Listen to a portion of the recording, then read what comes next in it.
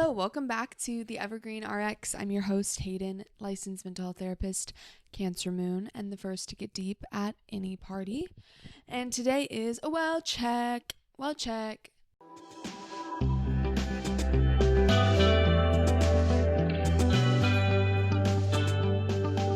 right, guys, it's time. Let's do our little well check appointment. Let's talk about coping.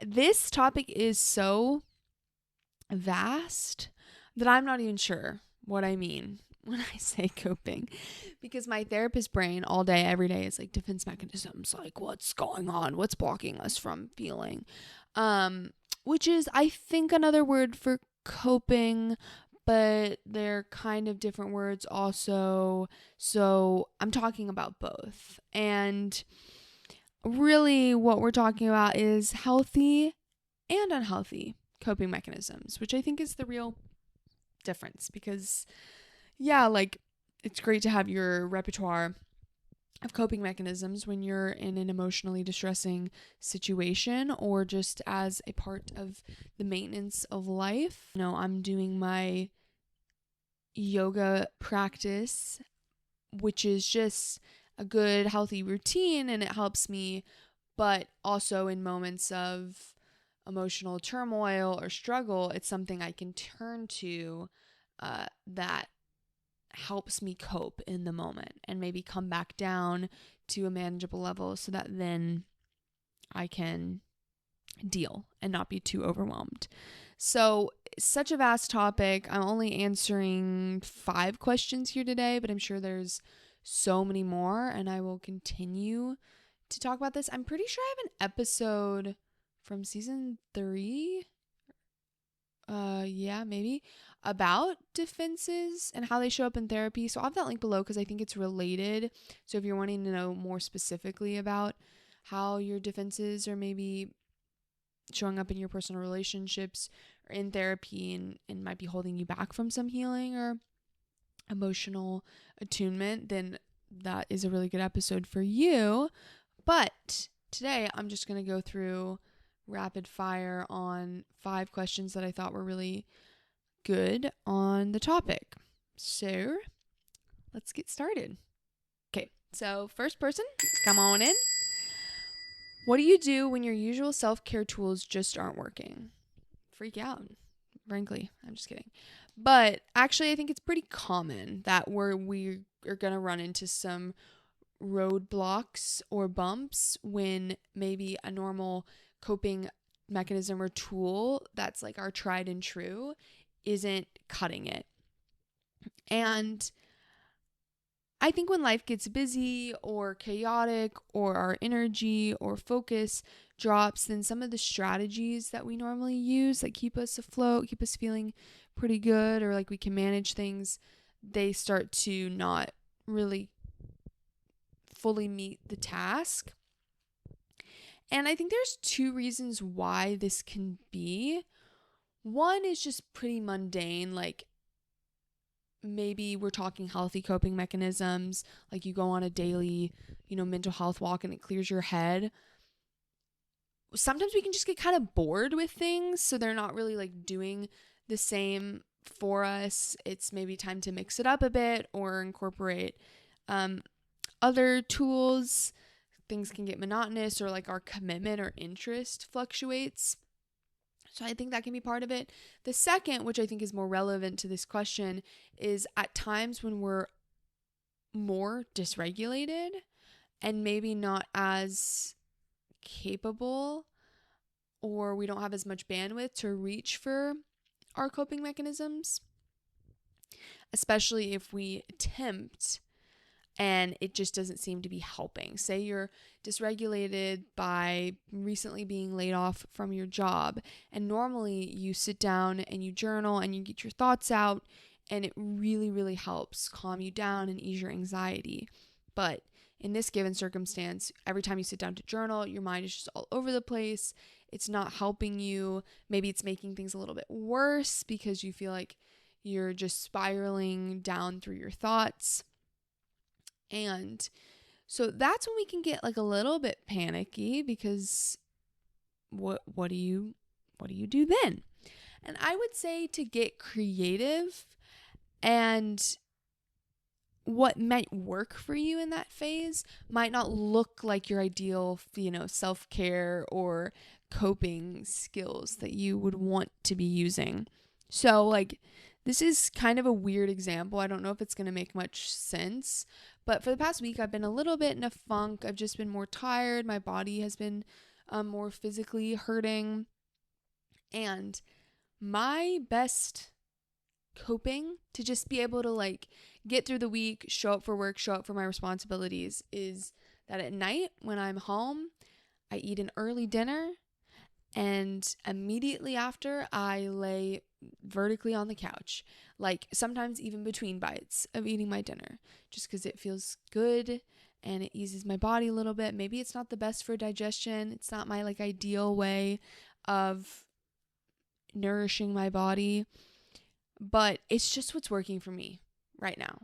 It just helps give me that little extra boost to chill out and be able to recharge enough to be able to go into work the next day. So, I wouldn't even call that creative. It's just been like kind of out of necessity. It happened, and then I was like, wait, this actually feels great. So I'm going to keep doing this until I feel like I've recuperated enough that, I can maybe eat dinner normally and sitting up and help my digestion out in that way. I also think you can pull in other people. So if you like to draw, then maybe inviting a friend over to just sit in the silence with you and draw together. It might help with the co-regulation piece. So, the coping mechanism normally might be like a self-regulatory tool. You can do it on your own, and it helps calm you down or soothe you.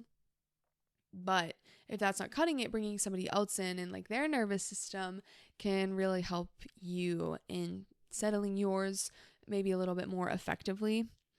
It can also maybe give you more of that extra push that you need to show up for yourself during this phase. Okay, next question.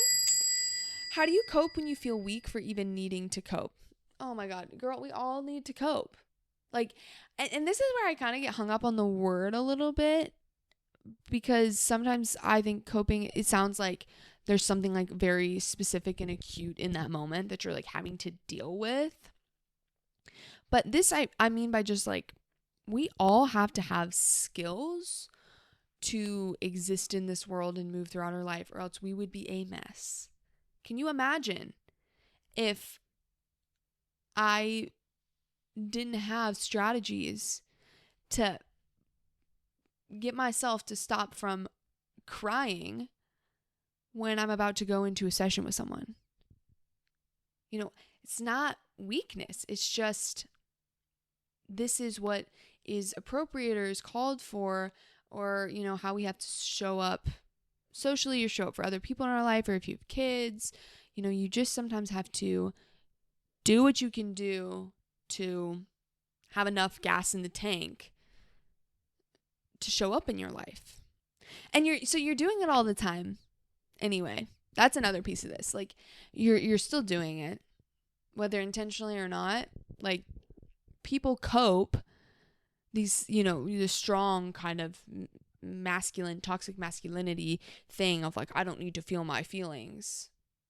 Yeah, they're still coping, maybe through alcohol or avoidance and distraction through video games. Like, that still is a coping strategy. So it really is unavoidable. And you can just think about it like the best tools and strategies at your disposal at any given time that you use to help yourself survive. Dramatic. Oh my God, that sounds really dramatic. But it's true. Next question. What's the difference between coping and avoiding? I thought you'd never ask.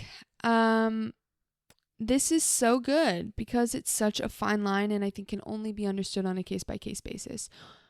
My biggest quick and dirty distinction would be look at the context.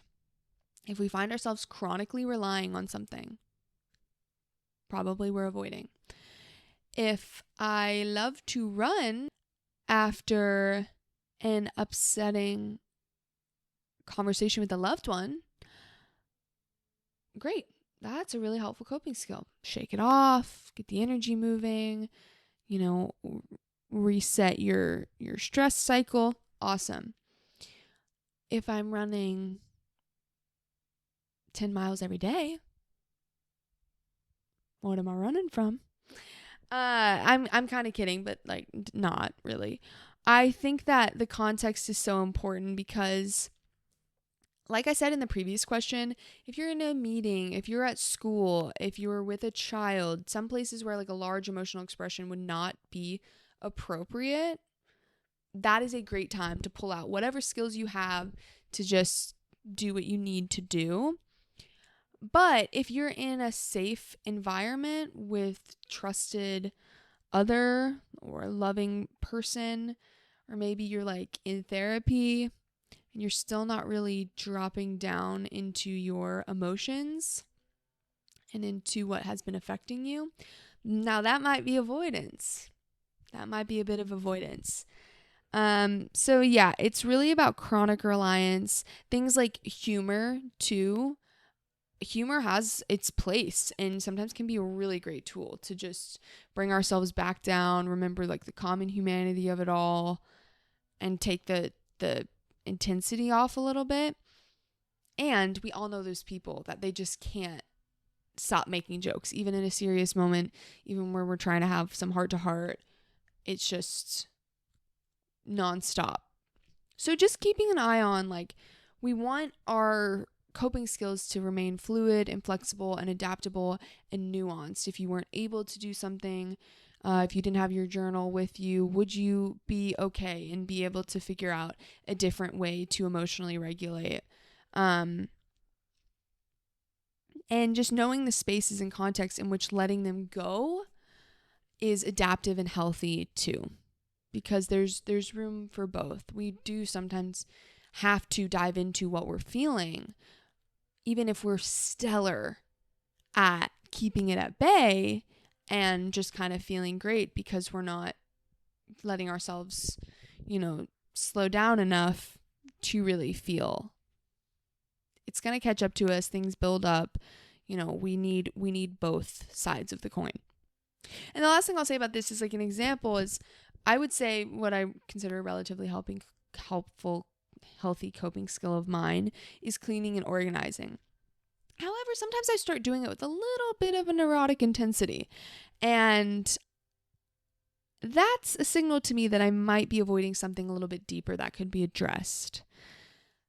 Is it easier for me? Does it feel like I have more control to just focus on like scrubbing my whole house from top to bottom because maybe there's a different area of my life that I'm not feeling so much control or ease in, and I would rather not focus on that. Okay, next question.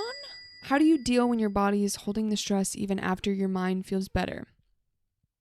Good question. I love this one. There's a really good book by Emily and Amelia Nagoski that's called Burnout, and I'll have it linked below, but it goes a lot into the science behind our stress cycle and sometimes that disconnect we can feel in the mind versus the body, and all of these different ways to work with it and to be able to excise that energy so that we don't get burnt out. So I can't recommend that enough, but the spark notes of it is that it can take our body a little bit of time to acclimate. So give yourself that space if possible. Like after a good cry, sometimes you can feel relief and you're like, all right, cool, ready to move on with my day. But maybe give yourself a little bit more time, like even just a minute or two in that space of relief, and feel into what it's like in your body. If anything comes up, maybe any like discomfort with feeling that relief, give yourself some time to work through that and to actually realize what's happening, that you just were able to let go of some stress And so now you need to acclimate and to integrate that a bit before just moving on to your day. So you can take that pause and feel into your body.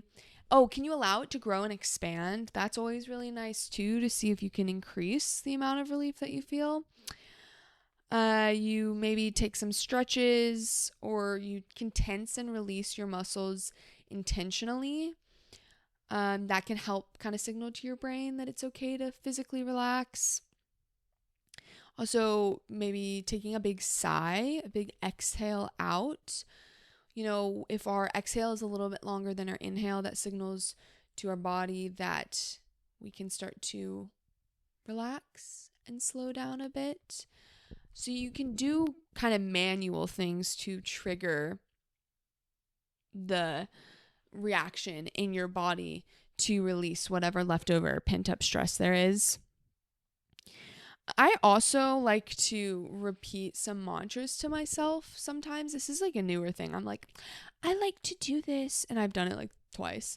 But I do like to repeat mantras like, I am safe, I am okay, this moment is safe, it is okay for me to relax, the threat has passed.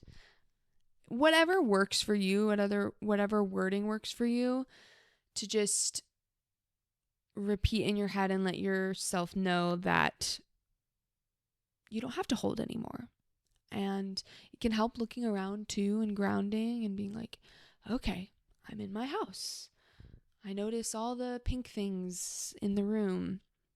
There's no danger. There's no threat. It's okay. Okay, and last question. What do you do when your safe person isn't available and you need to self-soothe? I think this is so important, because there's some people that are like hyper independent, like don't need no man, I'll do it myself, like I don't ask for help. And then obviously equal and opposite, some of us that learn to be able to soothe, but with other people or with another person that we can co-regulate with. So I mentioned this earlier, but like the difference between co-regulation and self-regulation, the skills are honestly very similar. It's just, do you have someone supporting you doing it, or are you doing it on your own? And a lot of times, like, we can't really do it on our own until we've experienced it with a trusted other person. If it's never been modeled to us as kids, if our parents never really co-regulated with us, then it's really hard to know what it feels like exactly. We haven't like trained our body to be able to do it.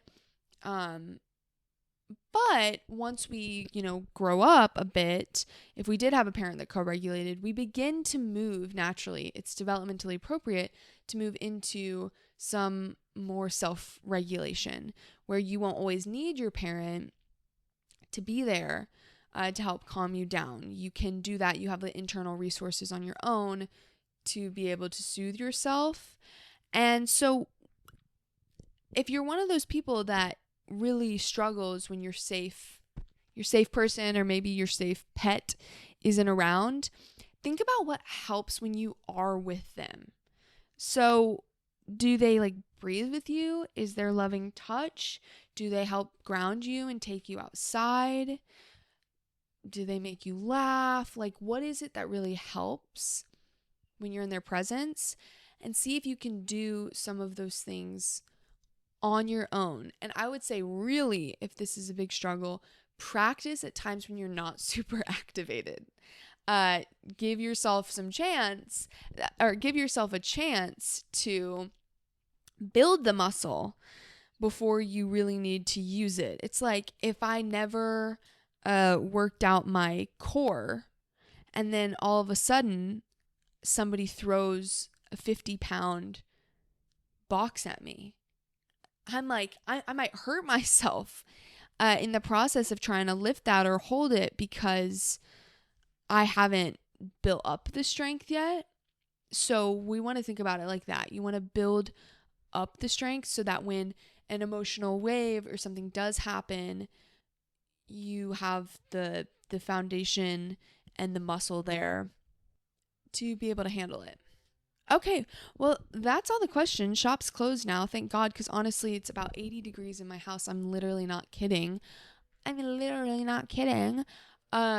Because I signed up for this like money saving thing where during rush hour, I guess the electricity, I don't know who controls it, but somebody controls my thermostat, and it basically like turns off to conserve electricity, and then I save money. But that means it's 80 degrees inside. So I need to go stick my head into the refrigerator and chill out for a little bit. So I'm going to close up shop here, but I hope this was helpful. And as always, send me your questions at 512-655-9888 so you can hear them featured in an episode very soon. And if you liked this, if you found any of this really helpful or a good reminder to you or something you hadn't heard before, please think about giving me a 5-star review. It takes 2 seconds, but it is incredibly helpful to me. So I would really appreciate it, and I'll catch you guys in the next one.